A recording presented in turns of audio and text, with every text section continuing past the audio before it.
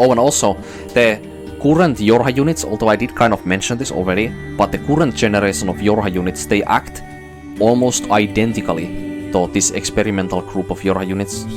But we already know that they share the same core data and some of the same personality traits as well as the experimental YoRHa soldiers do. So it is only natural that they act so similar. One note of concern. It has been verified that the black box signal of the experimental unit attacker number 2 remains live.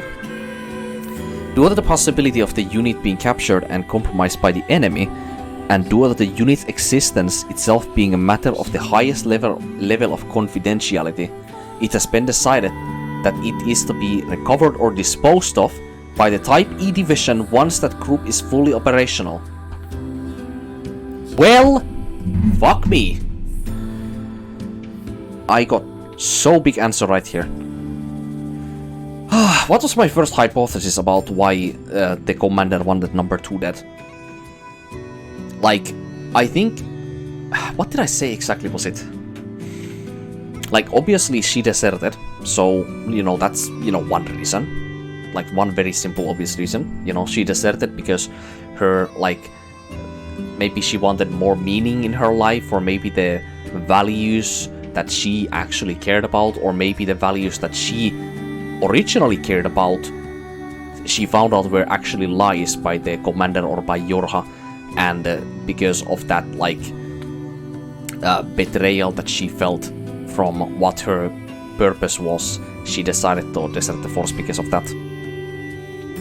But now we know that it could simply just be the reason as to why she needed to be disposed of or recovered was simply because she was an experimental unit that had a strong, like,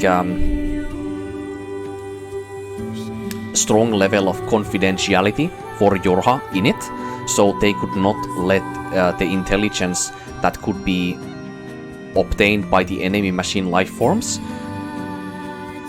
that could be gotten from the A2 unit. So they themselves had to either destroy A2 or they had to recover her in order for the secrets of the YoRHa's, like, android infrastructure not to be infiltrated by the enemies.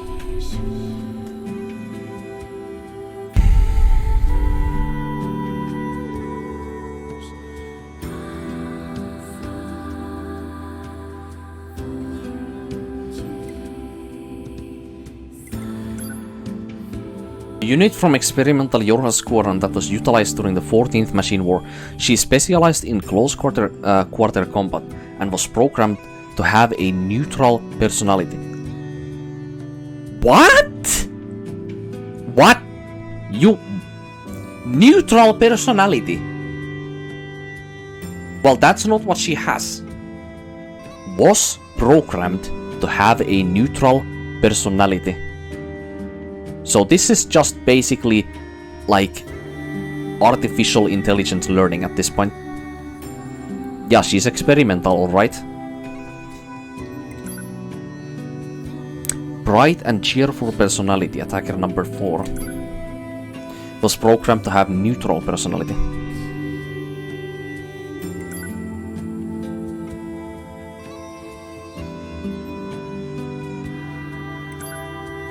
Yet still managed to be effective. I wonder which one of these came first. Because this neutral personality could be like... Okay. I mean, based off the numbers alone, I'm gonna go ahead and say that attacker number 4 was created after attacker number 2. So they first made a neutral personality, they see how well that works, and then they created a personality for the next couple attacker machines to see how, like, that impacts their combat performance and expertise. But yeah, as we know, attacker number 2 or A2 does not have a neutral personality. She may have been programmed with a neutral personality, but from the societal like upbringing that she has in her life and the solidarity with the other YoRHa units, and also the cultural like heritage that she gets from like interacting with these other like androids and living beings, is what created like new values for her to care about in her life. And from there she began to form a personality for herself that was morphed by her surroundings throughout her life. So very much like human-like in this sense. And that's why she does not have a neutral personality at any point when we meet her in the story, including in the novel.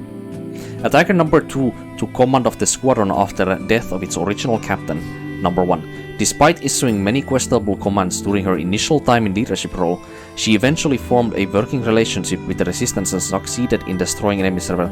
So this is basically talking in past tense of the current like things we learned in the novel. Which is weird. While the experimental YoRHa unit number 2 possessed great growth and adaptability abilities, she also deserted her post following the destruction of the server, and as of this moment, she has yet to be apprehended. Our RD group is currently conducting further research to determine whether or not there were issues with this model's personality settings. Yeah, this just confirms like what we already know and what I literally just said 10 seconds ago. The missing experimental unit, now designated A2, will be handled by the Type E division. And we know what Type E division is. I mean,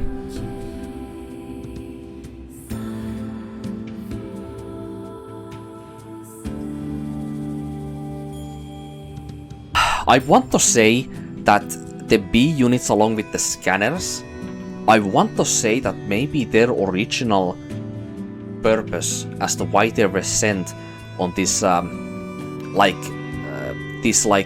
is it now, like recon mission on Earth, like at the very start of the game, where NieR like asks 2B like why do you think they would send a combat model like you to a recon job? You know, aren't we scanners meant for that kind of thing?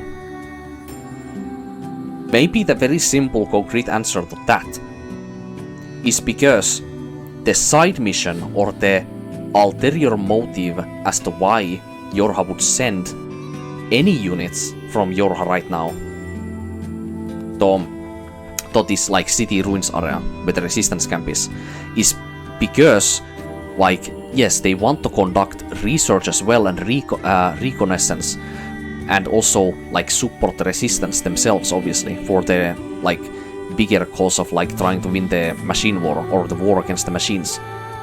But the reason as to why they also sent the combat unit was not only to protect NieR or the scanner units, because the scanner units are not meant to be combat units, so they need a more proficient like partner that is better at combat to be able to handle combat situations, so the scanner units like NieR are able to like conduct research easier. And also the other reason was because A2 was still alive as one of the experimental units that they needed to dispose of, because they did not want this confidential intelligence to be fallen into the enemy's hands. So 2B as a codename for these execution units like 2B, one of their ulterior motives for why they were sent was because they needed to either recover the unit A2 or dispose of her. And that is the reason also why the commander contacts NieR and A2 when we first meet A2 in the forest mission. Even though like NieR and 2B see that the unit in front of them is a YoRHa unit, and they detest fighting that unit because they believe themselves that that unit is on their side and there's no reason to fight their own on the moment. Which is a reasonable deduction to make. But then the commander contacts them immediately when they see A2. and says that what you see in front of you is your enemy. Like, destroy her at any cost before she destroys you. And then 9S and 2B have to simply reluctantly follow her order. It makes more sense now. How beautiful.